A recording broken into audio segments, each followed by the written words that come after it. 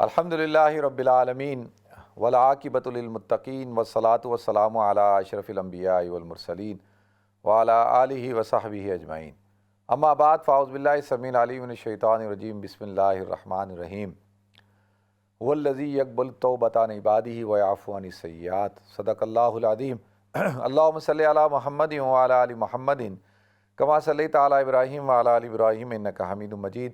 اللہم بارک علی محمد وعلی آل محمد کما بارکت علی ابراہیم وعلی آل ابراہیم انک حمید مجید۔ رب اشرح لی صدری ویسر لی امری واحلل عقدۃ من لسانی یفقہوا قولی۔ محترم ناظرین کرام، بزرگان دین اور میری عزیز ماؤں اور بہنوں بھائیوں، السلام علیکم ورحمۃ اللہ وبرکاتہ۔ میں آپ کا میزبان عبدالوہاب آپ کو پروگرام رحمت رمضان میں خوش آمدید کرتا ہوں۔ ناظرین، رمضان کا مہینہ معافی کا مہینہ ہے، رمضان کا مہینہ استغفار کا مہینہ ہے، بخشش کا مہینہ ہے۔ حضور اکرم صلی اللہ علیہ وسلم نے ارشاد فرمایا، اذا اقبل الیکم اقبل بالبرکۃ والرحمہ واذا ادبر عنکم ادبر بالغفران الذنوب، کہ رمضان کا مہینہ جب تمہاری طرف متوجہ ہوتا ہے تو برکتوں کے ساتھ، رحمتوں کے ساتھ متوجہ ہوتا ہے۔ واذا ادبر عنکم، اور جب یہ جدا ہوتا ہے تم سے تو ادبر بالغفران الذنوب، تو یہ تمہارے گناہوں کی مغفرت کے ساتھ جدا ہوتا ہے۔ تو اس سے بات پتہ چلی کہ رمضان کا مہینہ توبہ کا مہینہ ہے، اللہ تعالیٰ سے معافی طلب کرنے کا مہینہ ہے۔ تو لہذا ناظرین، توبہ کس چیز کو کہتے ہیں؟ توبہ کا مطلب کیا ہے؟ دیکھیں، تین چیزیں ہوتی ہیں۔ سب سے پہلی چیز یہ ہے کہ ایک انسان کو علم ہو جاتا ہے اس بات کا کہ وہ غلط کام کر رہا ہے۔ اب یہ دو قسم کے لوگ ہوتے ہیں، ایک وہ جو غلط کام کر رہے ہیں ان کو پتہ ہی نہیں ہے کہ وہ غلط کام کر رہے ہیں، ان کو اس بات کا احساس ہی نہیں ہے۔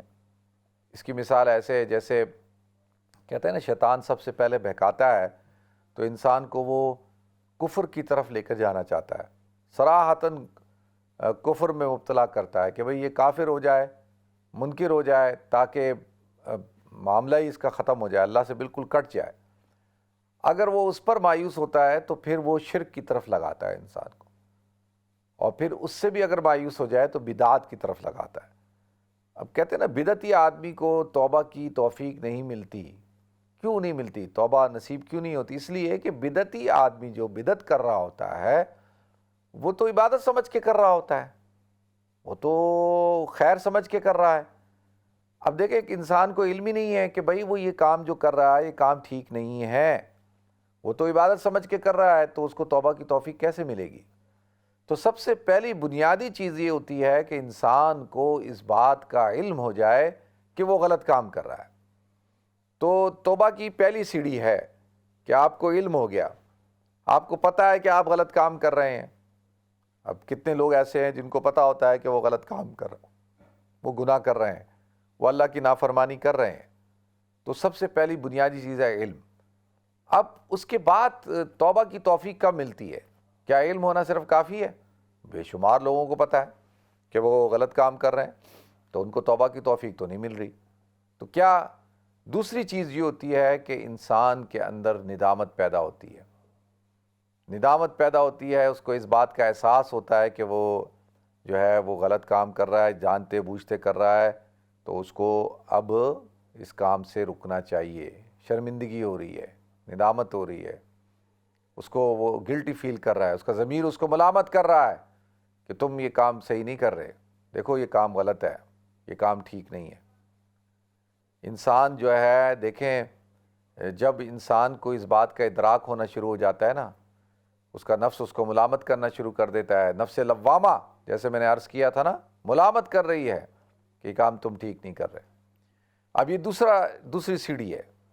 اب تیسرے نمبر پہ کیا ہوتا ہے ناظرین، کہ اب وہ پکا ارادہ کر کے وہ کام چھوڑ دیتا ہے کہتا ہے بس آج کے بعد میں نے یہ کام نہیں کرنا، چھوڑ دیا اس نے، وہ چھوڑ دیتا ہے۔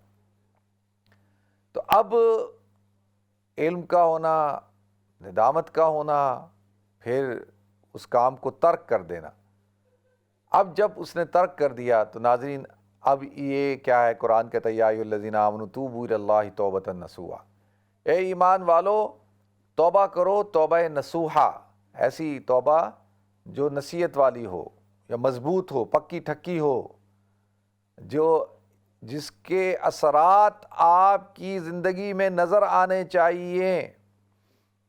یا اللہ میری توبہ، یا اللہ میری توبہ، یا اللہ میری توبہ کہا جا رہا ہے، بولا جا رہا ہے، لیکن عملی طور پہ وہی کام کر رہا ہے، عمل سے نہیں رک رہا، کام وہی چل رہا ہے، غلط کام چل رہے ہیں، اللہ کی نافرمانی چل رہی ہے اور اللہ کو ناراض کر رہا ہے، بس کہتا ہے اللہ میری توبہ۔ تو اس کا مطلب یہ ہے کہ توبہ نصوحہ نہیں ہے، یہ نصیحت پکڑنے والی توبہ، پکی تھکی توبہ نہیں ہے۔ اس کے لیے بنیادی طور پر آپ کو 3 کام کرنے ہوں گے، اسی وقت اس کام کو چھوڑ دیں، بالکل کہیں کہ بس میں نے نہیں کرنا آج کے بعد، چھوڑ دیں، اور ماضی کے اوپر ندامت ہو، شرمندگی ہو کہ جو مجھ سے ہوئے اس پر میں نادم ہوں، میں شرمندہ ہوں، اور حال میں اس کو چھوڑ دے، ترک کر دے۔ پھر اس کے بعد تیسرے نمبر پہ آئندہ مستقبل میں عزم کر لے کہ میں نے یہ کام نہیں کرنا۔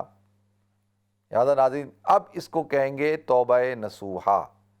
یہ کیا ہے؟ توبہ نصوحہ ہے۔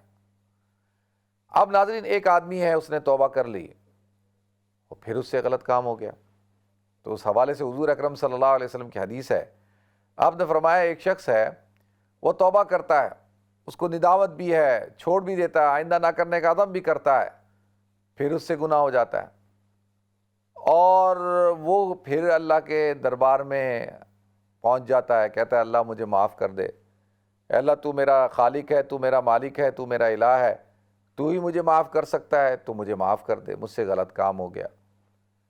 تو اللہ تعالیٰ فرشتوں سے کہتے ہیں دیکھو یہ بندہ ہے، اس بندے میں اس بات کا احساس ہے کہ اس نے غلط کام کیا، اور اس کے بعد اس بات کا بھی اس کے اندر احساس ہے کہ اس کا کوئی رب ہے، وہ مجھے اپنا رب تسلیم کر رہا ہے، مجھے اپنا الہ معبود تسلیم کر رہا ہے، اور وہ مجھ سے معافی مانگ رہا ہے، یعنی اس کو اس بات کا یقین ہے کہ میرا خدا میرا رب ہے، میرا معبود ہے، میرا الہ ہے، اور وہ اس سے معافی بھی مانگنی ہے اور وہ مانگ بھی رہا ہے۔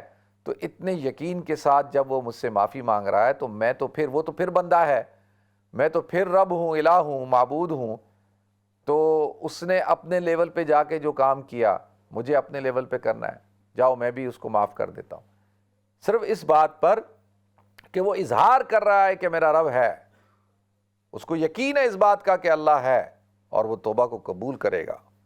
واللہ یتوب علیکم، اللہ تعالیٰ تو چاہتا ہے، قرآن کہتا ہے کہ اللہ تو چاہتا ہے کہ وہ تمہاری توبہ کو قبول کر لے۔ واللہ یرید ان یتوب علیکم، اللہ تو چاہتا یہ ہے کہ تمہاری توبہ کو قبول کرے، وہ تو انتظار میں ہے۔ تو لہذا ناظرین پھر کیا ہے کہ پھر کچھ عرصے بعد پھر اس سے کوئی گناہ ہو گیا، پھر نافرمانی ہوگی، اب پھر وہ دوبارہ اللہ کے دربار میں پہنچ رہا ہے، کہہ رہا ہے اللہ تو مجھے معاف کر دے، مجھ سے غلطی ہو گئی، نہیں کروں گا، غلطی ہو گئی۔ تو اللہ تعالیٰ پھر بھی اس کو اللہ معاف کر دیتا ہے۔ کیوں؟ اللہ کہتا ہے اس کو دیکھو اس بات کا ابھی بھی یقین ہے کہ میں ہوں، میں اس کا خدا ہوں، مجھے مانتا ہے وہ، لہذا ایسے 3 دفعہ دیکھیں جب شیطان کا اور اللہ کا مکالمہ ہوا نا، تو شیطان نے کیا کہا کہ اللہ تیری عزت کی قسم، تیرے جلال کی قسم، میں اس حضرت آدم کو گمراہ کرتا رہوں گا، کیونکہ اس کی وجہ سے میں راندہ درگاہ ہوا، میں اس کو بہکاؤں گا، ثم لآتینہم من بین ایدیہم ومن خلفہم وعن ایمانہم وعن شمائلہم، کدھر سے؟ دائیں سے، بائیں سے، آگے سے، پیچھے سے آؤں گا اور ان کو گمراہ کرتا رہوں گا۔ اللہ تعالیٰ نے ارشاد فرمایا اے شیطان میری عزت کی قسم، میرے جلال کی قسم، جب تک میرا بندہ مجھ سے معافی مانگتا رہے گا، توبہ کرتا رہے گا، میں بھی اس کو معاف کرتا رہوں گا، میں بھی اس کی توبہ کو قبول کرتا رہوں گا۔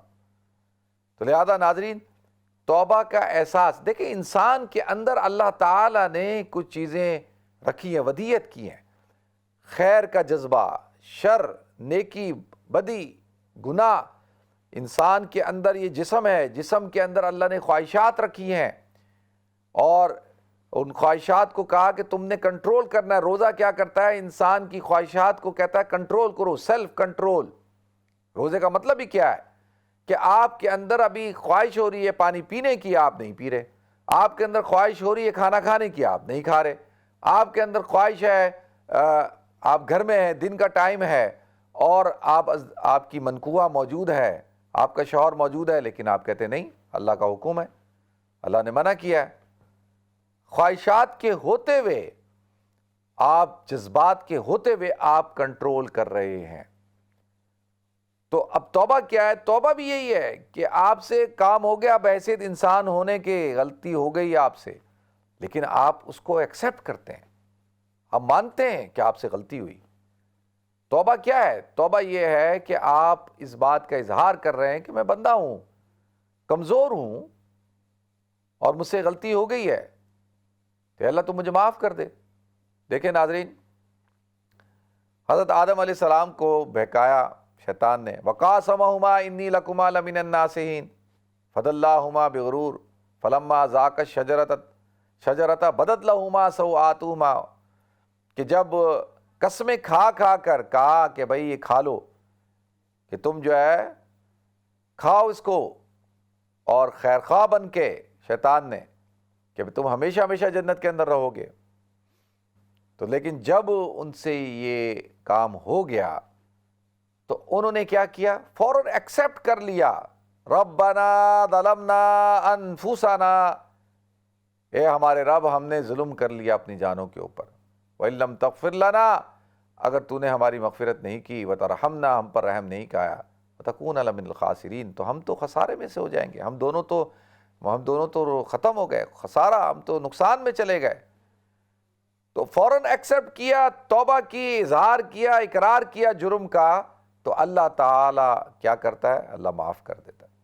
حضرت آدم علیہ السلام کو کہاں، کون سا مقام ہے حضرت آدم علیہ السلام کا؟ ابو البشر ہیں آپ، اور سب سے پہلے انسان، سب سے پہلے نبی، اور دوسری طرف شیطان ہے، ایک اسٹیٹس حاصل ہے، اس کے پاس ایک مقام ہے، رتبہ ہے، مقرب ہے، لیکن جب حکم عدولی کی، اللہ نے حکم دیا کہ یہ کام کرو، اذ قلنا للملائکۃ اسجدوا لآدم فسجدوا الا ابلیس، سب نے سجدہ کیا، فسجدوا الا ابلیس، مگر کس نے؟ شیطان نے نہیں کیا۔ ابا واستکبر وکان من الکافرین، ابا انکار کیا، واستکبر تکبر کیا، وکان من الکافرین، وہ تو نافرمانوں میں سے ہو گیا، کافروں میں سے ہو گیا۔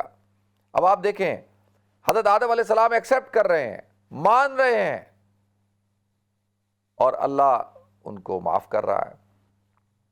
اور یہاں پر کیا ہے؟ ضد ہے، ضد، انا، یہ جو انسان کا ایگو ہوتا ہے ناظرین، یہ انسان کو تباہ و برباد کر کے چھوڑ دیتا ہے۔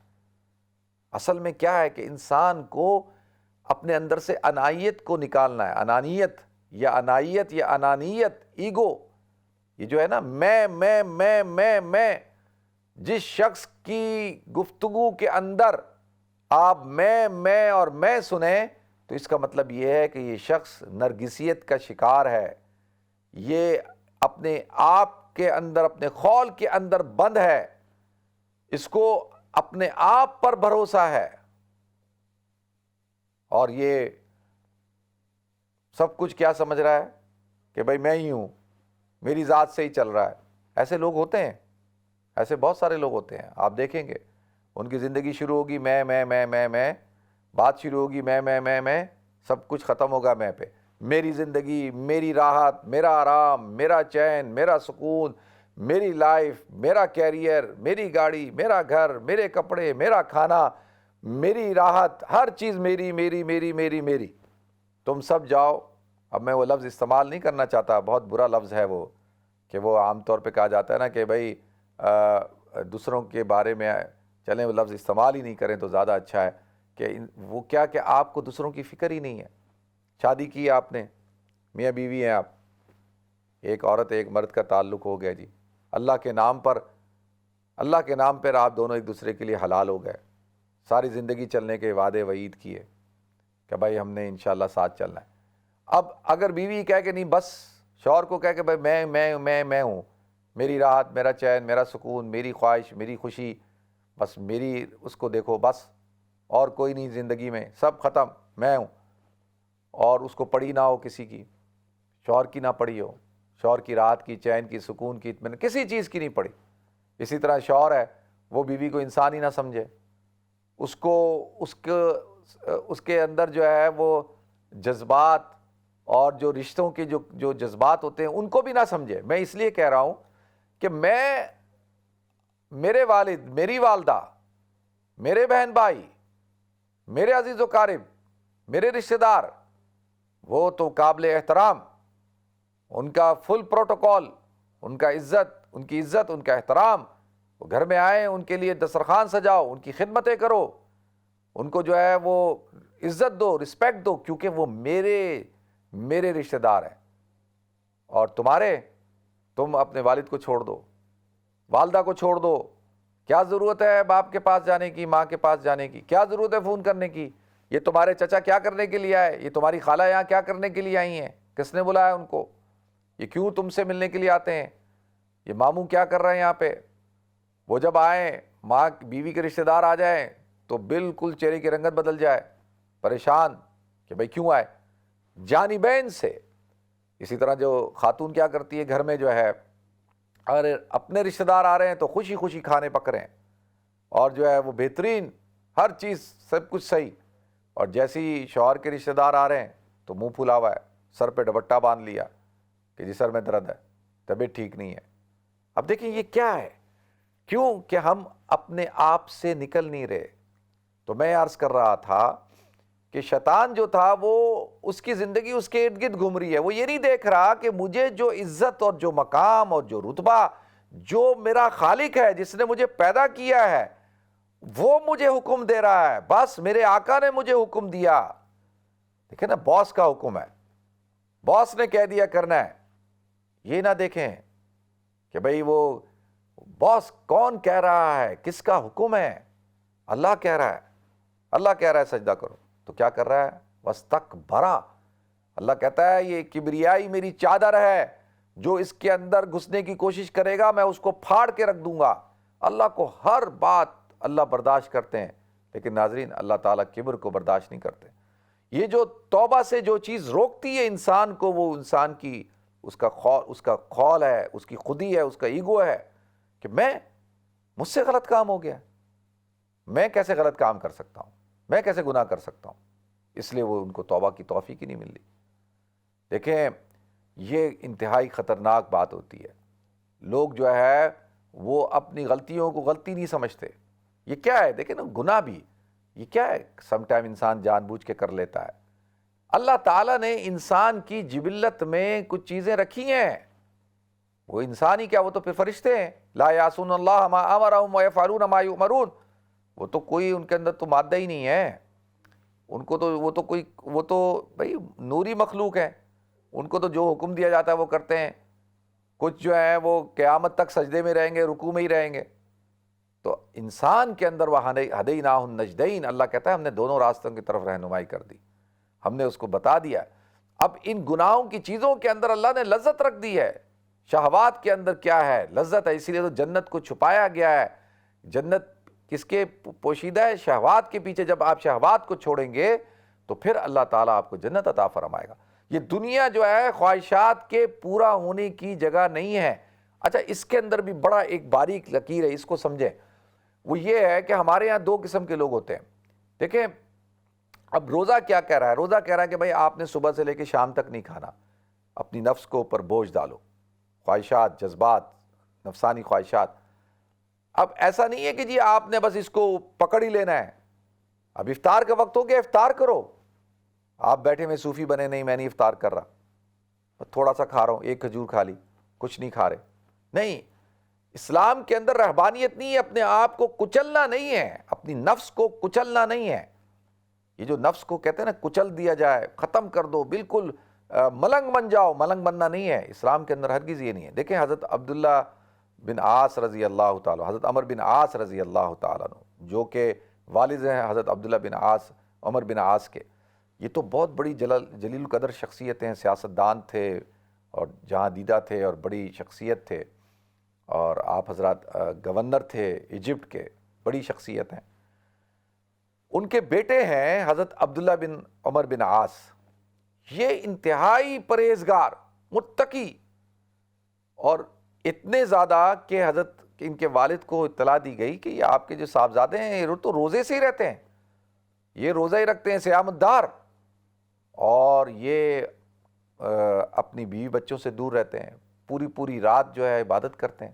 آپ نے بلایا ان کو اور بلا کر کہا کہ تم یہ کیا کر رہے ہو، کہ تمہارے جسم کا تم پر حضور کی حدیث ہے وَإِنَّ لِعَلِيكَ حَقٌّ وَلِنَفْسِكَ حَقٌّ وَلِجِسْمِكَ حَقٌّ وَلِزَوْجَتِكَ حَقٌّ وَلِزَوْرِكَ حَقٌّ، کہ تمہارا تم پر حق ہے، تمہارے جسم کا حق ہے، تمہاری بیوی کا حق ہے، تمہاری نفس کا حق ہے، تمہاری مہمانوں کا حق ہے. تمہارے جو مہمان ہیں، مہمان آ رہے ہیں گھر میں، جی میں تو روزے سے ہوں. بھائی آپ نفلی روزہ توڑ دیں اگر آپ کے گھر میں مہمان آ گئے اور ان کی ضیافت کرنی ہے آپ نے. کہتے ہیں کہ صرف اور صرف فرض روزہ جو ہے نا اس کے بارے میں تو آپ بتائیں کہ میرا روزہ ہے، کہ آج جو ہے وہ میں نے کوئی فرض روزہ یا قضا روزہ یا واجب روزہ آپ نے رکھا ہوا ہے. نفلی روزے کا ڈھنڈورا پیٹنے کی ضرورت نہیں ہے. ہمارے ہاں جی ڈھنڈورا پیٹتے جی میرا روزہ ہے. تو اب آپ دیکھیں کہ اس سے کیا ہوگا کہ وہ جو اسلام کے اندر بنیادی طور پر یہ ہے کہ بھئی آپ کو سیلف کنٹرول کرنا ہے. آپ نے ایسا نہیں کرنا کہ وہ ان کو کہا کہ بھئی کیا تم پورا بیوی کو چھوڑ دیا، بچوں کو چھوڑ دیا. تو روزہ اصل میں کیا ہے ناظرین، یہ انسان کو سیلف کنٹرول سکھاتا ہے اور انسان کے اندر یہ کیفیت پیدا کر دیتا ہے کہ اس کو احساس ہونا شروع ہو جاتا ہے کہ وہ غلطی پہ تھا اور وہ توبہ کرتا ہے. اسی لیے تو اللہ کے رسول صلی اللہ علیہ وسلم نے ارشاد فرمایا کہ رمضان کا مہینہ جو ہے وہ جب جدا ہوتا ہے تو گناہوں کی مغفرت کے ساتھ جدا ہوتا ہے. من صام رمضان ایمانا واحتسابا غفر له ما تقدم من ذنبه، اللہ تعالیٰ تمام گناہوں کو معاف کر دیتا ہے.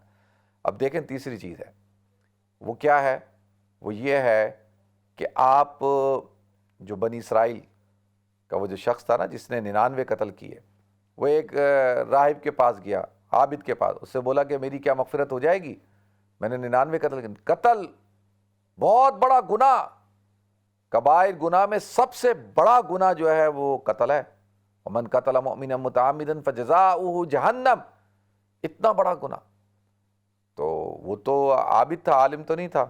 اس نے کہا تیری مغفرت کہاں سے ہو سکتی ہے، تو بڑا گناہگار آدمی ہے. اس نے کہا چلو جی 99 کیے ہیں، ایک اور کر دیتا ہوں، 100 پورے کر لیتا ہوں. اس کو بھی قتل کر دیا. پھر کچھ دنوں کے بعد پھر اس کے اندر داعیہ پیدا ہوا کہ شاید میری توبہ ہو جائے، توبہ قبول ہو جائے. وہ ایک عالم کے پاس گیا اور اس سے پوچھا کہ بھائی میں نے 100 قتل کیے ہیں تو کیا میری توبہ قبول ہو جائے گی اگر میں توبہ کروں؟ تو ہاں بالکل ہو جائے گی.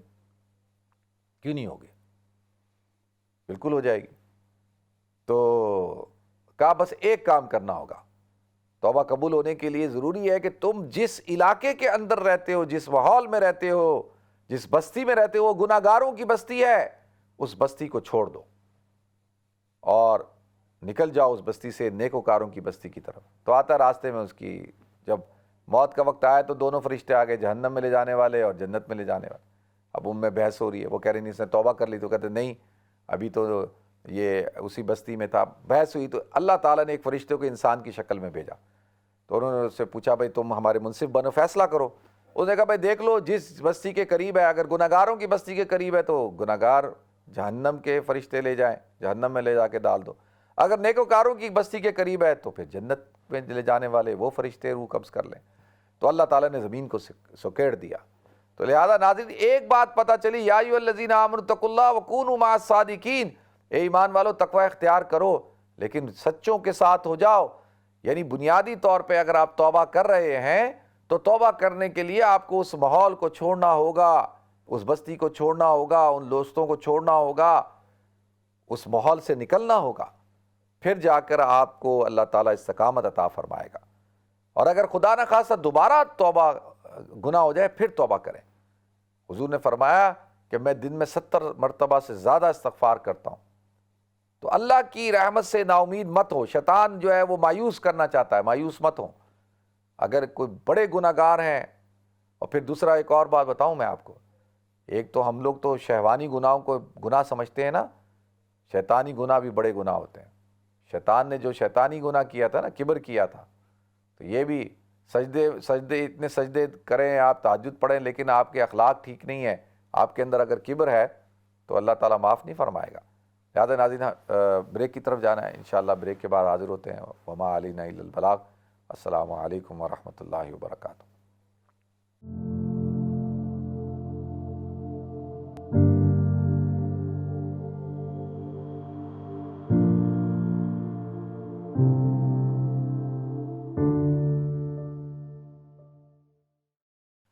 بسم اللہ الرحمن الرحیم. السلام علیکم ورحمۃ اللہ وبرکاتہ. ناظرین آپ کو ایک دفعہ پھر پروگرام رحمت رمضان میں خوش آمدید کرتا ہوں. پروگرام کا نام ہے رحمت رمضان. اللہ تعالیٰ کی رحمتیں برس رہی ہیں الحمدللہ. دیکھیں رمضان کے اندر عجیب ایک انسان کا ایک مزاج ہوتا ہے نا, پتہ نہیں آپ لوگوں کا ہوتا ہوگا نہیں ہوتا, میرا تو ایک عجیب سا ایک مزاج بن جاتا ہے. ہر وقت ایسا لگتا ہے جیسے بندہ بہت ہلکا ہلکا سا ہے نا.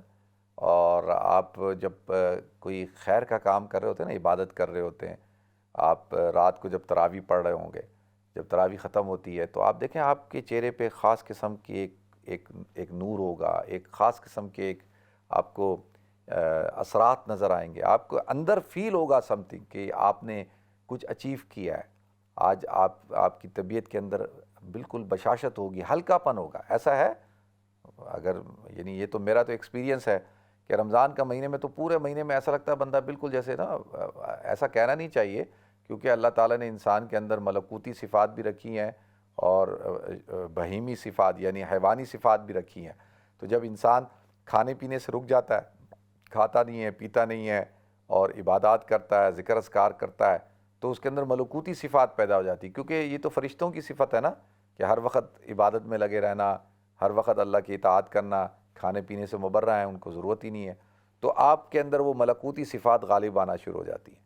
تو آپ دیکھیں آپ کی طبیعت میں, آپ کی زندگی میں, آپ کے لائف سٹائل میں, ہر چیز میں ٹھہراؤ ہوتا ہے, برکت ہوتی ہے, سکون ہوتا ہے, ایک خاص قسم کا ایک سرور ہوتا ہے. وہ آپ حضرات نوٹ کرتے ہوں گے, یقینی طور پہ کرتے ہوں گے. اور میرا تو یہ حال ہے سرور کا کہ ایسا لگتا ہے 24 گھنٹے ہی نیند میں ہوں.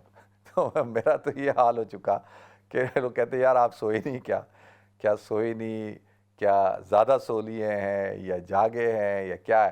حالانکہ اب آپ حضرات کے سامنے روٹین یہاں سے جائیں گے, گھر پہنچیں گے, پھر مسجد میں بیان روزانہ جو ہے الحمدللہ تراویح, پھر اس سے پہلے بیان ہے, پھر جو ہے وہ پہنچتے پہنچتے گھر پھر ایک دم سحری ہے, پھر ذکر اذکار, پھر صبح نماز, پھر ایک دم اٹھنا ہے, آفس جانا ہے, یہ ہے وہ ہے, کام ہے فلانا. تو ایک عجیب سی کیفیت ہوتی ہے رمضان کے اندر, بندہ بالکل ریلیکس سکون میں ہوتا ہے, کوئی سٹریس, کوئی ڈپریشن نہیں ہے اس کو, کسی قسم کی کوئی ٹینشن نہیں ہے, اور جو ہے وہ سکون کے ساتھ چل رہا ہے. جسم بھی ہلکا ہے, باڈی بھی ہلکی ہے, روح بھی ہلکی ہے.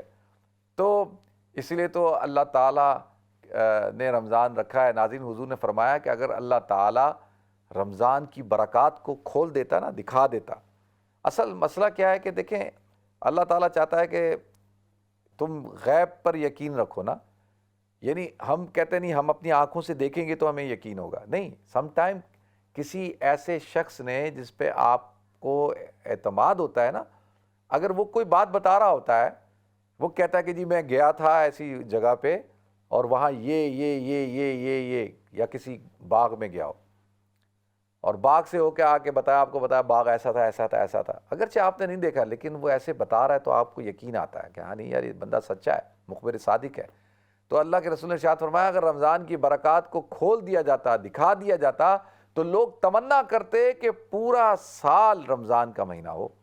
اللہ تعالی ہم سب کو ان دنوں کی قدر کرنے کی توفیق عطا فرمائے. دیکھتے ہیں ہمارے ساتھ کالر کون ہے. السلام علیکم. وعلیکم السلام. کیسے ہو مفتی صاحب؟ الحمدللہ میں ٹھیک ہوں, اللہ کرم شکر اللہ کا. ایک بات بتاؤں آپ کو؟ بتائیں. مفتی صاحب اس دن آپ بول رہے تھے نا, ہاں تو میرے پیسے پہلے تو چلے گئے نیچے کباٹ میں سے, تو میں نے سورہ جن پڑھی صبح میں ہے فجر کے ٹائم پہ, اور سورہ جن پڑھی, اور میں نے سارا کچھ میں صبح میں ہی پڑھتی ہوں معمولات. پھر میں سو گئی, سو کے اٹھ کے میں نے بیڈ ویڈ بنایا, سب کیا, پھر میں باہر چلے گئی ظہر پڑھ کے. پھر میں وہاں سے آئی مفتی صاحب, تو میرے بیڈ تکے پہ دعا کا کاغذ تھا اور 2 پتلے پتلے کیریئر بیگ تھے. وہ کہاں سے آیا یہ مجھے کچھ سمجھ, میرا سارا ہماری ساری جھولی چلے گئی سچ مچ. تو وہ پیسے آئے نہیں آئے, کیریئر بات کو چھوڑیں, پیسے ملے نہیں ملے؟ پیسے ایک کونے میں سے ملے, پیسے مل گئے, پیسے مل گئے, پر وہ جھولی تو ملتی نہیں ہے مجھے سچ میں. مفتی صاحب میں جھوٹ نہیں مان, میرے وہاں ہے جنات. چلو چلو جیولری بھی مل جائے گی, اور انشاءاللہ آپ پھر سورہ جن پڑھا کریں. اور وہ مجھے ڈر لگے اور کچھ کرے گا سورہ جن پڑھے تو. نہیں کچھ نہیں کرے گا انشاءاللہ. میرے لیے دعا کرو, میری چیز مل جائے مفتی مل صاحب. جائے گی انشاءاللہ, مل جائے گی, کیوں نہیں ملے گی, اللہ نے چاہا تو ضرور مل جائے گی. جی ٹھیک ہے, جزاک اللہ مفتی. اوکے جی, السلام علیکم. نیکسٹ کال لیتے ہیں جی. السلام علیکم. السلام علیکم. جی جی فرمائیں. آپ کو بہت بہت رمضان مبارک ہو. خیر مبارک, اب تو رمضان جانے والا ہے. ابھی کہاں جانے والا, ابھی تو ہے. اچھا جی. تو وہ آپ سے بات کرنا تھا, وہ ہماری بلی ہے بہت, اس کی طبیعت خراب ہے, وہ اس کنڈیشن میں ہے کہ اس کی طبیعت ٹھیک ہو, تو آپ اس کے بارے میں تھوڑا کچھ بتائیں کہ کیا کریں. اس کو ڈاکٹر نے تو اس کو کہا ہے کہ اس کو سلا دو, بلی کو. بلی کو. اچھا دیکھیں, جو ڈاکٹر کہہ رہے ہیں وہ کر لیں آپ. تو اسلام میں یہ آپ اجازت ہے اس بات کی؟ دیکھیں, ہاں میں آپ کو ایک بات بتاؤں کہ یہ جو اللہ تعالیٰ نے مخلوق پیدا کی ہے نا, اس مخلوق کو جب آپ اپنے قبضے میں کر لیتے ہیں, حضور نے فرمایا یا تو ان کو چھوڑ دو, جس طرح سے یہ زندگی گزار رہے ہیں, ان کا ایک وہ ہے, تو وہ اپنی روزی خود ہی ان کو ملے گی, اپنی زندگی جئیں گے, جو کچھ بھی ہے, ٹھیک ہے. لیکن آپ جب کسی جانور کو اپنے گھر میں اپنے پاس رکھ لیتے ہیں تو آپ اس کی رسپانسبلٹی لیتے ہیں کہ آپ نے اس کے کھانے کا, پینے کا, ہر چیز کا آپ نے خیال رکھنا ہے نا. تو اگر آپ نہیں رکھیں گے تو پھر 2 راستے ہیں, یا تو اس کو چھوڑ دیں آپ کہ بھئی وہ خود اپنی زندگی گزارے, اگر نہیں تو پھر آپ اس کو لک آفٹر کریں, ٹھیک ہے. ایک بات ہوگا, اب جیسے اب وہ بیمار ہو گئی ہے تو اب آپ کی ذمہ داری ہے کہ آپ اس کا علاج کروائیں, ٹھیک ہے. اور اگر آپ سمجھتے ہیں کہ بھئی وہ اب اس کو چھوڑ دیا جائے, یا تو آپ اس کو چھوڑ دیں کہ بھئی جا جو تیرے مقدر میں ہے. تو اگر وہ ایسا ہے تو ٹھیک ہے, اگر نہیں ڈاکٹر کہتا ہے کہ نہیں جی وہ اور زیادہ وہ ہے, تو اس کو اس کے حال پہ چھوڑیں, اور جس طرح سے جب وقت پورا ہوگا تو بس ختم ہو جائے گی, ٹھیک ہے. بہت شکریہ آپ کی کال کا, جزاکم اللہ. نیکسٹ کال لیتے ہیں جی. السلام علیکم. السلام علیکم. وعلیکم السلام. جی جی میرا نام عائشہ فاطمہ ہے, تو میں آپ سے کچھ پوچھنا چاہ رہی تھی مفتی صاحب. پوچھیں. یہ پوچھنا چاہ رہی تھی کہ آپ لوگ کپڑے بھی بیچتے ہیں وہاں پہ؟ کپڑے کہاں, پاکستان میں؟ جی جی. اچھا ایسا ہے کہ وہ ہم بیچتے تو ہیں, لیکن وہ جو ہمارے جو ایریے کے قریب لوگ ہوتے ہیں نا, ان جی سے جی. جب وہ ہم سے کانٹیکٹ کرتے ہیں تو پھر ہم جو کوریئر سروس ہے اس کو ان کے ہاں بیچتے ہیں, پھر ادھر سے لے کے. تو لیکن اتنا زیادہ اس پہ نہیں کہ بھئی وہ, کیونکہ اس میں مسائل ہوتے ہیں نا, تو آپ خود. ہاں میں نے سوچا تھا کہ میرے پاس بہت سارے کپڑے تھے, سارے نئے نئے تھے, تو میں نے کہا چلو وہاں غریب بچوں کو کام آ جائیں گے. نہیں, آپ کہاں رہتی ہیں؟ میں ادھر ساؤتھ ہال میں رہتی ہوں. ہاں تو آپ ہمارا جو نمبر ہے نا آفس کا, ادھر کال کر کے نا, تو پھر جی آپ جی. جو نمبر ہے ہمارا ادھر کال کریں, اور پھر انشاءاللہ ہماری ٹیم یا کو کانٹیکٹ کر کے وہ اس کو اٹھوا کے وہاں سے بھجوا دیں گے, ٹھیک ہے جی. بہت شکریہ آپ کی کال کا, جزاکم اللہ. نیکسٹ کال لیتے ہیں. السلام علیکم. السلام علیکم. وعلیکم السلام. جی جی جی مولانا صاحب, پہلے تو میں رمضان مبارک آپ کو کہنا چاہتی ہوں, خیر اور مبارک. آپ سے اور آپ کے فالوورز سے گزارش ہے کہ میرے لیے پلیز دعا کریں. میں کینسر کی پیشنٹ ہوں, اور پلیز دعا کریں کہ رب شفا کاملہ عطا فرمائے. آمین آمین آمین آمین آمین. اور میرا سوال یہ تھا کہ اگر آپ سمجھیں کہ آپ کو نظر لگی ہوئی ہے, تو میں نے حدیث وغیرہ میں شور نہیں کہ حدیث ہے، لیکن وہ کہتے ہیں کہ اگر آپ سمجھیں کہ کسی کی نظر لگی ہے تو اس کے غسل کا پانی استعمال کریں. مجھے پوری صحیح سمجھ نہیں ہے، لیکن اگر آپ کو نہ پتا ہو کس کی نظر ہے، ویسے ہی ایک فیلنگ ہو کہ نظر ہے، تو اس کا دین کے لحاظ سے کیا علاج ہے؟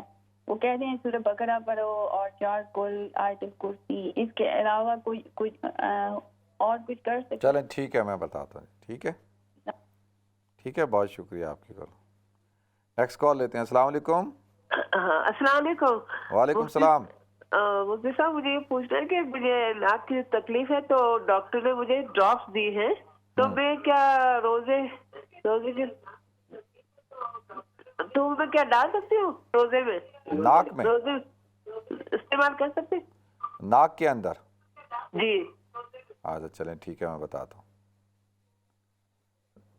السلام علیکم. السلام علیکم. وعلیکم السلام. جی، جو مجھے سوال کرنا تھا، میرا نام ہے عبدالرحیم میمن. جی جی. تو مجھے آپ سے پوچھنا ہے کہ رمضان میں انتقال ہو جاتا ہے تو کیا سیدھے جنت میں جاتے ہیں؟ پھر حساب کتاب ہوتا ہوگا کہ نہیں ہوگا؟ چلیں ٹھیک ہے، میں بتاتا ہوں. ٹھیک ہے. اچھا جی، ایک تو میری بہن نے جو کہا کہ کسی کی نظر لگی ہو تو کہتے ہیں کہ جی اس کے غسل کیا ہوا پانی سے غسل کریں، تو کیا؟ اچھا دیکھیں یہ حدیث تو نہیں ہے، یہ یعنی یہ کیسے حدیث نہیں ہے. ایک وظیف یہ آپ اس کو سمجھ لیں، کیا کہیں گے اس کو، ایک ٹوٹکا کہہ لیں. میں نے تو آج تک نہیں بتایا لوگوں کو یہ ٹوٹکا. اب مجھے بتائیں آپ کیسے آئیڈینٹیفائی کریں گے کسی کو کہ بھئی آپ پہ نظر لگی ہے، کس کی لگی ہے؟ بھئی آپ کو کیسے پتا کہ کس کی نظر لگی ہے آپ کو؟ اگر آپ کو پتہ چل جاتا ہے کہ بھئی اس کی نظر لگی ہے تو آپ اس کو کہیں گے ہاں بھئی تو پہلے غسل کر، اور وہ غسل کا پانی وہ کہیں جمع کرے گا. کیا کرے گا وہ؟ ٹپ میں. کیسے کرے گا؟ کسی ٹپ میں کھڑا ہوگا، غسل کرے گا، پھر وہ پانی آپ غسل. تو یہ میری بہن یہ ٹوٹکے ہیں، اور ان ٹوٹکوں کا دعا پڑھیں اللہ تعالیٰ سے، جو دعا ہے نظر کی جو ہے، اور سورہ قلم کی آخری 2 آیتیں ہیں وہ پڑھیں. سورہ قلم کی آخری 2 آیتیں، اور وَإِن يَكَادُ الَّذِينَ كَفَرُوا لِيُزْلِقُونَكَ بِأَبْصَارِهِمْ لَمَّا سَمِعُوا الذِّكْرَ وَيَقُولُونَ إِنَّهُ لَمَجْنُونٌ. یہ دعا پڑھیں. اور باقی سورہ فلق، سورہ والناس، آیت الکرسی 7 دفعہ پڑھ کے اپنے اوپر دم کریں تو انشاءاللہ اللہ تعالیٰ اپنا کرم فرمائیں گے. ٹھیک ہے میری بہن. دوسرا، ناک کے اندر دوا ڈالنے سے روزہ ٹوٹ جاتا ہے. جو ناک میں آپ کوئی بھی دوا ڈالیں گی اس سے روزہ جو ہے وہ ٹوٹ جاتا ہے. باقی عبدالرحیم میمن صاحب نے کہا ہے کہ جی اپنا رمضان میں اگر کسی کا انتقال ہو جائے تو کیا وہ بغیر حساب کتاب کی جنت میں چلا جاتا ہے؟ اچھا دیکھیں، ایک چیز تھوڑا سا اس کو ذہن میں بٹھائیں. جب کسی شخص کا انتقال ہوتا ہے نا، تو یہ جو فضائل ہیں نا، جمعے کی رات کے، رمضان کے، اور احرام کی حالت کے، عرفہ کے میدان یا عرفہ کے دن، ایسے یہ جو ہیں یہ گناہ صغیرہ اور وہ گناہ جو کبیرہ، جو جن کا تعلق اللہ کے ساتھ ہو. لیکن وہ گناہ جن حقوق العباد میں سے ہیں اور جن کا تعلق قرض سے ہے، لوگوں کے ساتھ ہے، تو وہ تو جب تک اس کا معاملہ نہ ہو، حساب کتاب نہیں ہوگا، اس وقت تک جان چھوٹنے والی نہیں ہے. اب ایک آدمی ہے، دیکھیں ایک انسان ہے، وہ گناہ گار ہے، بد کردار ہے، بدمعاش ہے اور ڈاکو ہے، اور وہ رمضان میں اس کا انتقال ہو جاتا ہے، تو وہ جو اس نے لوگوں کا جو مال لوٹا، جو اس نے جو گناہ کیے ہیں، بڑے بڑے گناہ، تو کیا وہ معاف ہو جائیں گے؟ نہیں، بلکہ اس کا حساب کتاب ہوگا. ہاں یہ ضرور ہے کہ رمضان کے اندر اللہ تعالیٰ کی رحمت خاصہ متوجہ ہوتی ہے، اللہ کرم فرماتے ہیں، اور جو گناہ صغیرہ ہوتے ہیں اللہ تعالیٰ ان کو معاف فرما دیتا ہے، اللہ تعالیٰ اپنا کرم فرما دیتا ہے. اللہ تعالیٰ مجھے بھی توفیق عطا فرمائے، ہم سب کو توفیق عطا فرمائے. دوسرا، میری بہن نے جو سوال پوچھا تھا کہ بھئی اس طرح سے جو ہے وہ ان کو یعنی کینسر ہے، جنہوں نے کہا اللہ تعالیٰ ان کو تو صحت عطا فرمائے. جی اللہ تعالیٰ ان کو صحت کاملہ دائمہ عاجلہ مستمرہ عطا فرمائے، اور جو بیمار ہیں اللہ تعالیٰ ان سب کو صحت عطا فرمائے. تو رمضان کا مہینہ بہت برکتوں کا مہینہ ہے، اللہ تعالیٰ سے مانگنے کا مہینہ ہے، اور تہجد کے وقت جو سحری کا وقت ہوتا ہے نا، یہ بڑا بابرکت وقت ہوتا ہے، اور اس وقت کے اندر اللہ کی رحمت خاصہ متوجہ ہوتی ہے.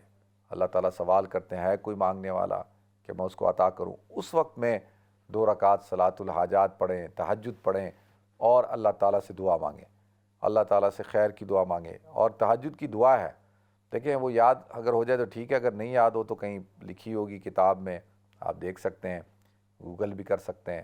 تو تہجد کے وقت کی دعا ہے، اللہم لک الحمد انت قیوم السماوات والارض ومن فیہن ولک الحمد انت الحق ووعدک حق ولقاؤک حق والساعۃ حق والنبیون حق ومحمد صلی اللہ علیہ وسلم حق والقرآن حق والجنت حق والنار حق. تو یہ دعا جب بھی آنکھ کھلے تہجد کے وقت میں اس دعا کو پڑھیں. اللہ تعالیٰ جو ہے وہ ہم سب کو عمل کرنے کی توفیق عطا فرمائے. تو لہذا ناظرین، رمضان مبارک کا مہینہ اپنی برکتوں کے ساتھ رواں دواں ہے. رمضان کا مہینہ جو ہے وہ بڑی تیزی کے ساتھ گزر رہا ہے، اور خاص طور پہ جو افطار کا وقت ہوتا ہے نا، یہ بڑا قیمتی وقت ہوتا ہے. جیسے میں نے کہا نا، سحری کا وقت بڑا قیمتی ہے، اسی طرح سے افطار کا وقت بھی بڑا قیمتی ہے. اور عام طور پر ہمارے گھروں کے اندر ہماری مائیں، بہنیں، بیٹیاں اس وقت کے اندر اپنا پورا فوکس رکھتی ہیں کچن میں، پکوڑے اور سموسے تلنے میں. تو بھائی آپ 10 منٹ پہلے یہ سارے کام ختم کر دیں. یہ جو 5 7 10 منٹ تو رکھ لیں کہ بھئی افطار سے پہلے جو ہے وہ بیٹھنا ہے، اور سب بیٹھ کر دعا کریں، اللہ سے مانگیں. افطار کے وقت میں اللہ تعالیٰ لاکھوں کروڑوں لوگوں کی اللہ تعالیٰ مغفرت فرماتا ہے، اللہ تعالیٰ گناہوں کو معاف فرماتا ہے. ایسے لوگوں کی جن کے اوپر جہنم واجب ہو چکی ہوتی ہے، وہ اس وقت میں اللہ سے دعا مانگتے ہیں، اللہ تو معاف کر دے. تو اس وقت کے اندر عند افطاری ہی جو ہے وہ اللہ تعالیٰ کو بہت، وہ ٹائم بڑا مبارک وقت ہے. تو آپ، میں یہ نہیں کہہ رہا کہ آپ افطاری کے نظام نہ کریں، بالکل کریں، لیکن بالکل اینڈ ٹائم پہ ہر چیزیں گرم گرم چیزیں لا کے رکھ رہے ہیں اور شور شرابہ ہے اور جو ہے وہ بس دھیان ہی نہیں ہے دعا کی طرف. تو اصل چیز کیا ہے؟ اللہ کے حکم کو پورا کرنا ہے اور دعاؤں کے اندر اپنے آپ کو لگانا ہے. اور یہ مہینہ دعاؤں کا مہینہ ہے، یہ اللہ سے مانگنے کا مہینہ ہے. اللہ ہمیں بھی توفیق دے. نیکسٹ کال لیتے ہیں. السلام علیکم. وعلیکم السلام، کیا حال ہے مفتی صاحب؟ ٹھیک ہے الحمدللہ. جی، میں نے اعتکاف کے بارے میں پوچھنا تھا. وہ 10 دن جو ہوتے ہیں آخری، تو وہ جو بیٹھتے ہیں، تو میرا خیال ہے کہ کوئی، تو میں نے ڈفرینٹ سوچا. میں تو ایک دفعہ بیٹھی ہوں، دنیا سے تعلق بالکل ختم، نو ٹی وی بھی نہیں دیکھنا، کوئی حدیث بھی ٹی وی سے نہیں دیکھ سکتے، کوئی اسلامی چینل وغیرہ، صرف نماز، قرآن، اور اپنے کمرے میں یا اکیلے ہیں تو اپنے گھر کے اندر. یہ تھوڑا سا مجھے آپ بتا سکتے ہیں پلیز اس کے بارے میں؟ اعتکاف کے بارے میں بتاتا ہوں، بالکل. جی پلیز. ٹھیک ہے جی، بہت شکریہ. اچھا، اعتکاف کرنا سنت فرض علی الکفایہ ہے، سنت ہے، اور فرض علی الکفایہ ہے کہ اگر کچھ لوگ اگر اعتکاف میں بیٹھ جائیں تو سب کی طرف سے ادا ہو جاتا ہے. جیسے مسجد کے اندر، محلے کی مسجد میں کچھ لوگوں کو بیٹھنا ضروری ہے، 2 4 لوگ اگر بیٹھ جاتے ہیں تو سب کی طرف سے فرض کفایہ ہو گیا. اگر کوئی بھی نہیں بیٹھے گا تو پورا محلہ گناہ گار ہوگا، پورا علاقہ گناہ گار ہوگا. ٹھیک ہے جی، تو کچھ لوگوں کو بیٹھنا چاہیے. اسی طرح مرد حضرات مسجدوں میں بیٹھتے ہیں، وَأَنْتُمْ عَاكِفُونَ فِي الْمَسَاجِدِ، تو مسجدوں میں اعتکاف میں بیٹھو. اور اسی طرح سے خواتین جو ہیں وہ کس میں بیٹھتی ہیں؟ گھروں میں بیٹھتی ہیں. اور ایک دن کے اعتکاف کی فضیلت یہ ہے کہ اللہ تعالیٰ بندے کو جہنم سے 3 خندق دور کر دیتے ہیں. اور ایک خندق کا فاصلہ کتنا ہوتا ہے؟ زمین اور آسمان کے درمیان جو خلا ہے نا، جتنا فاصلہ ہے اتنا فاصلہ ہوتا ہے، یعنی اتنا ثواب ہے اعتکاف کا. تو خواتین کا بیٹھنا مسجد کے اندر تو نہیں ہے، وہ تو گھروں میں بیٹھیں گی، اور مرد حضرات جو ہے وہ مسجد میں بیٹھیں گے. اور یہ فرض علی الکفایہ جو سنت ہے وہ شروع ہوتا ہے اعتکاف 20 رمضان المبارک کو. مغرب سے پہلے آپ نے نیت کر کے اعتکاف میں بیٹھنا ہوتا ہے، یعنی اعتکاف کی نیت کرنی ہوتی. جو مسجد میں، مسجد سے باہر نہیں نکل سکتے، مسجد کے حدود میں رہنا ہے، سوائے اپنی بشری تقاضوں کو پورا کرنے کے لیے، یعنی غسل کرنے کے لیے، استنجا کرنے کے لیے، اور ٹوائلٹ جانے کے لیے. تو اس کے لیے تو باہر نکل سکتے ہیں، یا ضرورتاً، بغیر ضرورت کے نہیں. بغیر ضرورت کے اگر آپ نے قدم بھی باہر رکھا تو آپ کا اعتکاف ٹوٹ گیا. تو یہ تو ہو گئے مرد حضرات. اور خواتین جو ہے وہ گھروں میں بیٹھتی ہیں. اچھا، خواتین کا گھروں میں اعتکاف بیٹھنا آسان ہے، ایک کمرہ آپ مخصوص کر لیں، آپ نے پھر اس کمرے میں ہی رہنا ہے، اس کمرے سے باہر نہیں آنا، صرف جو ہے وہ ضرورتاً ٹوائلٹ جانے کے لیے، یا اگر کوئی کھانا دینے والا نہیں ہے، کھانا پکانے والا نہیں ہے تو وہ مجبوراً آپ کر سکتے ہیں، ٹھیک ہے۔ باقی اگر گھر میں ہیں ایسے لوگ جو آپ کو کھانا ہر چیز، تو اس کمرے میں رہیں آپ۔ اور اعتکاف کا مطلب کیا ہے، مقصد کیا ہے؟ اعتکاف کا مقصد شب قدر کی عبادت کو حاصل کرنا ہے، شب قدر کی تلاش ہے۔ اور کیوں حضور نے فرمایا تحروا لیلۃ القدر فی وتر عشر آخری رمضان، کہ لیلۃ القدر کو تلاش کرو رمضان کے آخری عشرے کی طاق راتوں میں۔ تو معتکف جو ہے وہ اللہ کے گھر میں بیٹھ جاتا ہے، اللہ کی بندی اپنے آپ کو ایک کمرے میں مقید کر لیتی ہے، بیٹھ جاتی ہے، ہر طرف سے اپنے آپ کو منقطع کر کے، ہر تعلق کو توڑ کے ایک تعلق کو جوڑتی ہے اللہ سے، وہ تعلق ہے۔ اسی طرح سے بندہ جو ہے وہ اللہ کے گھر میں آ کے بیٹھ گیا تو اب اس کو تو لیلۃ القدر کی عبادت کا ثواب ملے گا ہی ملے گا، یہ لیلۃ القدر کو حاصل کرے گا، کیونکہ یہ تو وہیں پہ ہی ہے، وہاں سے جا ہی نہیں رہا، یہ تو اللہ کے گھر میں ہی بیٹھا ہے۔ اور معتکف کا سونا بھی عبادت، اس کا کھانا پینا سونا ہر چیز عبادت۔ وہ کہتے ہیں کہ اس نے اپنے آپ کو ہر طرف سے اپنے رخ کو توڑ لیا، موڑ لیا، کس طرف؟ ایک اللہ کی طرف۔ وہ کہتے ہیں نا، دل ڈھونڈتا ہے پھر وہی فرقت کے رات دن، کہ بیٹھا رہوں تصور جانا کیے ہوئے۔ اب کیا ہے کہ ہر وقت بیٹھے ہوئے، ہر وقت کس کا دھیان ہے؟ اللہ کا دھیان ہے ہر وقت۔ تو یہ معمولی بات نہیں ہے، اعتکاف کرنا بڑی فضیلت کی بات ہے، اور اس سے انسان کی جو کیفیات بنتی ہے نا، روحانی طور پر انسان بڑا مضبوط ہوتا ہے۔ اللہ ہم سب کو توفیق عطا فرمائے۔ اللہ تعالیٰ تو ہماری بہنیں، جیسے آپ نے کہا کہ بھئی یہ ٹی وی دیکھنا، ٹی وی تو ویسے بھی نہیں دیکھنا چاہیے، اور جیسے ابھی کوئی دینی پروگرام دیکھ رہے ہیں تو چلیں، وہ تو چلیں ٹھیک ہے، ابھی یہ تو ہم اصل میں کیا ہے، یہ تو ہم سیکھنا سکھانا کر رہے ہیں نا، اس پروگرام کا مقصد کیا ہے؟ یہ کوئی انٹرٹینمنٹ کا تو پروگرام نہیں ہے، کوئی ہم لطیفے تو نہیں سنا رہے نا، یہاں پہ کوئی انٹرٹین تو نہیں کر رہے آپ کو، ہم تو کیا کر رہے ہیں، ہم علم حاصل کر رہے ہیں، دینی شعور حاصل کر رہے ہیں، اور گفتگو سن کے، دینی گفتگو سن کے اپنے جذبات بنا رہے ہیں، اور اپنے آپ کو آخرت کے لیے تیار کر رہے ہیں۔ تو یہ تو ایک معاون ہے، مددگار ہے، جیسے قرآن کی تلاوت کرنا، ذکر اذکار کرنا، وعظ و نصیحت کی بات کو سننا، اور جو ہے وہ نوافل کا پڑھنا، اسی طرح سے کوئی دینی کتاب کا پڑھنا، دینی کتاب پڑھنا کوئی وہ بھی جائز ہے، آپ پڑھ سکتے ہیں۔ یہ تھوڑا لوگوں نے اعتکاف کا کانسیپٹ یہ بنا لیا کہ جی سر کے اوپر ایک رومال لپیٹ لیا ہے، اور جو ہے وہ خاموش ہو گئے ہیں، کسی سے کوئی بات ہی نہیں کر رہے، کسی کو سے مل نہیں رہے، کوئی کسی کو دیکھ نہیں رہے، اور جو ہے وہ یہ اعتکاف نہیں ہے۔ اعتکاف کا مطلب یہ نہیں ہے کہ بھئی آپ یہ سب کام کریں۔ اعتکاف ہاں یہ بغیر ضرورت کے کوئی دنیاوی باتیں کرنے کی ضرورت نہیں، دینی باتیں آپ کر سکتے ہیں، دینی باتیں کر سکتے ہیں۔ پولیٹیکل گفتگو بالکل بند کر دیں، اور جو ہے وہ دنیاوی چیزیں، مسائل، گھریلو issues, family problem, this that, یہ سب ختم کریں۔ اور رمضان میں تو ویسے ہی ختم کر دینا چاہیے سب کچھ۔ رمضان کے اندر تو کوئی، حضور نے فرمایا کہ کوئی شخص لڑنے کے لیے آئے، کوئی سخت بات کرے، جہالت کی بات کرے، جاہل آدمی، تو اس کو کہہ دو بھائی میں روزے سے ہوں، انی صائم، تم اپنے کام سے کام رکھو، میں تو روزے سے ہوں، مجھے کیوں ڈسٹرب کر رہے ہو؟ تو اعتکاف بھی یہی ہے، تو ہر طرف سے کٹ کر ایک اللہ کا ہو جانا، اور اللہ کی کہتے ہیں کہ وہ دربار پہ بیٹھ جانا، در پہ بیٹھ جانا کہ اللہ میں لے کے ہی جاؤں گا اور خالی ہاتھ نہیں جاؤں گا، تو مجھے عطا کر دے۔ تو اعتکاف تو بڑی عبادت ہے۔ حضور اکرم صلی اللہ علیہ وسلم نے پورا مہینہ اعتکاف کیا۔ جب آپ نے 10 دن گزر گئے تو آپ نے کہا میں نے پہلے عشرے کے اندر اعتکاف کیا، لیلۃ القدر کو تلاش کرنے کے لیے مجھے نہیں ملی، تو لہذا دوسرے عشرے کا اعتکاف شروع کرو۔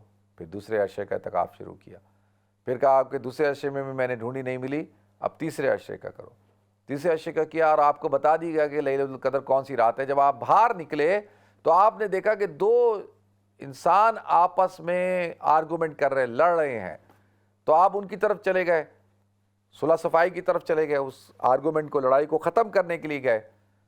تو پھر اس کے بعد آپ نے کہا ہو تمہاری لڑائی کی وجہ سے جو شب قدر کا تعین تھا وہ مجھ سے بھلا دیا گیا، اور اسی میں پھر کوئی خیر ہوگی؟ دیکھیں اسی میں اللہ کی طرف سے کوئی خیر ہی ہوگی نا۔ وہ اس لیے تو دو باتیں پتہ چلی. ایک بات یہ کہ آپس کے جھگڑے، لڑائی خاندانوں کو برباد کر دیتی ہیں، ملکوں کو برباد کر دیتی ہیں، ملت کو برباد کر دیتی ہیں. یہ جو ہمارے ہاں یہ جو ماحول بن چکا ہے نا، لڑائی کا، جھگڑے کا، سیاسی طور پر ایک دوسرے کو گالم گلوچ کا، اور جو ہے وہ مسجد پہ حملہ کیا سیاسی نظریات کے خلاف ہونے کی وجہ سے، اور ایک دوسرے کے ساتھ بحث و مباحثہ کر رہے ہیں، اس کی وجہ سے برکات ختم ہو جائیں گی، برکتیں ختم ہو جائیں گی. اگر ہم چاہتے ہیں برکتوں کا حصول ہو تو لڑائی سے، جھگڑے سے، آرگومنٹ سے اپنے آپ کو دور رکھیں، آرگومنٹ نہ کریں.